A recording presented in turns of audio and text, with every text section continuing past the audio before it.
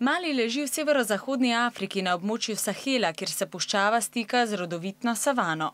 Je ena najrevnejših držav na svetu. Na severu je že nekaj let vojna, osrednji in južni del pa je zdaj prizadela še suša. Deževalo ni že več kot 1 leto, zato je zemlja suha in nerodovitna. Suša je uničila pridelke, živina je poginila. Ker je hrane malo, povpraševanje pa veliko, so cene zelo narasle. Večina družin si ne more privoščiti niti najosnovnejšega obroka.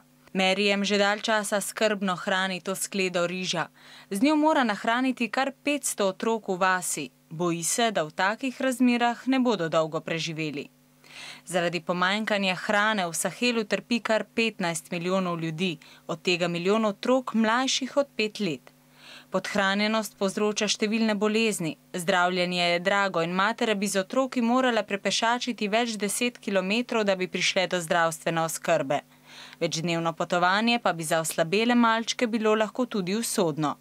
Zato so malicem na pomoč priskočila humanitarna društva, ki prebivalce oskrbujejo s hrano. Preživeti morajo še 6 mesecev do naslednje deževne dobe, ko bodo lahko sami posadili rastline in skrbeli za svoje družine.